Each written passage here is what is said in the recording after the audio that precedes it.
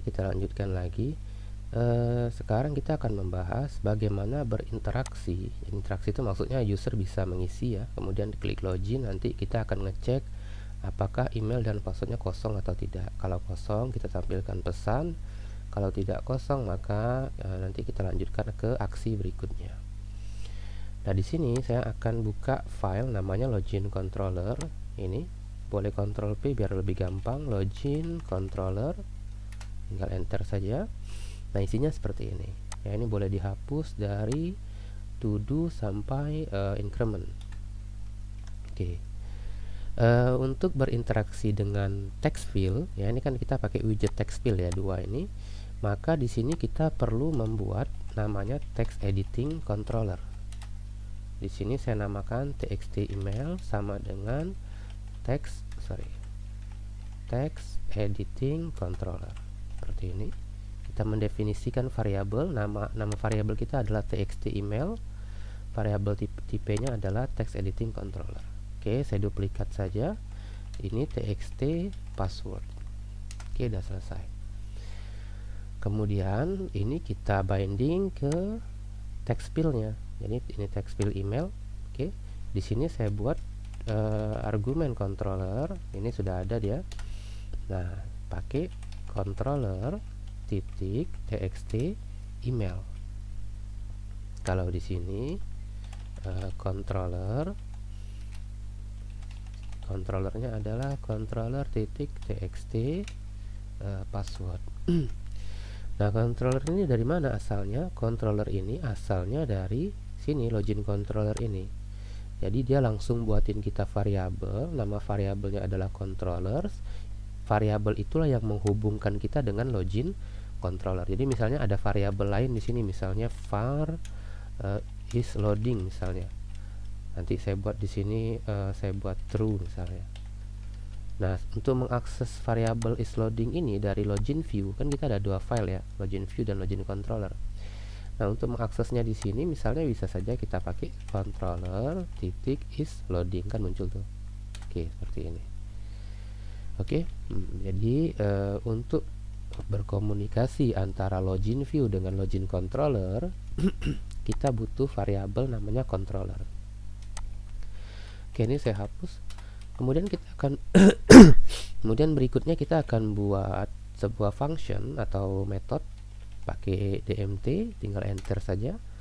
Namanya misalnya do login ya, namanya do login atau namanya login aja. Nah, kayaknya out deh. Out ya. Di sini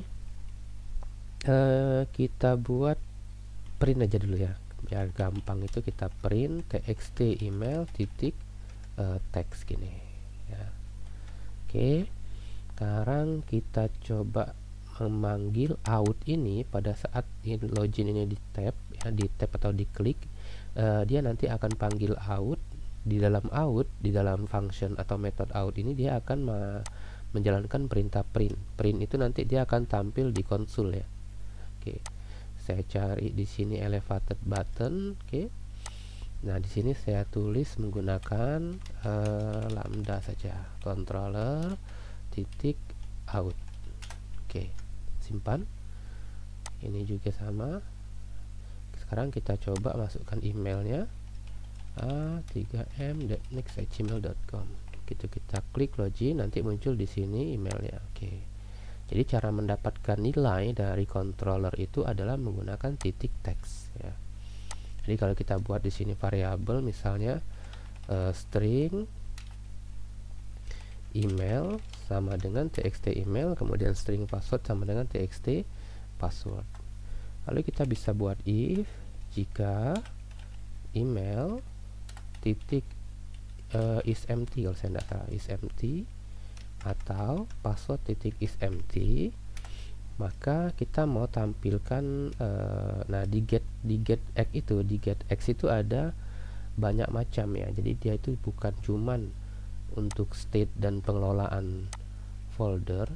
Ini saya contohkan, ini kan package yang kita pakai ya. Nah, dia juga bisa, dia ada snack bar nih, snack bar ini ya. Saya contohkan saja. kita tampilkan ini nih, snack bar.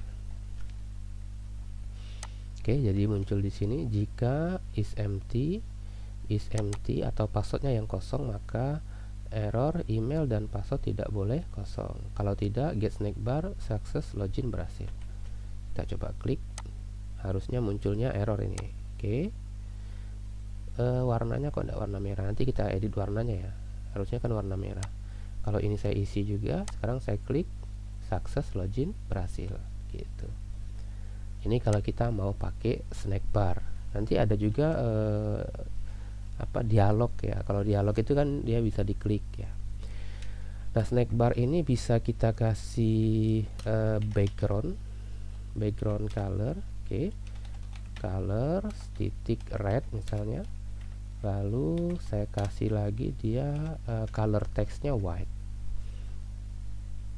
Oke, kita klik, harusnya warnanya ini berhasil nih. Coba kita hapus warna merah nih, sekarang udah oke. Nah, gini.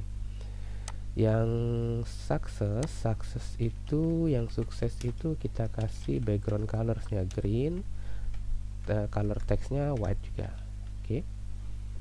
Sekarang kalau dia berhasil, warnanya harus di sini warnanya harusnya warna hijau. Oke, selesai. Login yang sederhana ya, belum terhubung dengan API ya, baru hanya di sini saja. Oke, jadi seperti inilah cara berinteraksi dengan text field ya, menggunakan kelas text editing controller. Kemudian kita buat namanya txt email dan txt password, lalu di view-nya kita set di argumen controllernya ini menggunakan variabel penghubungnya yaitu controller. Oke, untuk video ini saya cukupkan dulu. Nanti di video berikutnya mungkin kita akan coba menghubungkannya dengan API ya. Jadi loginnya memang beneran menggunakan API yang ada di aplikasi tagihan SPP kita. Oke, untuk video ini saya cukupkan dulu. Assalamualaikum warahmatullahi wabarakatuh. Selamat pagi.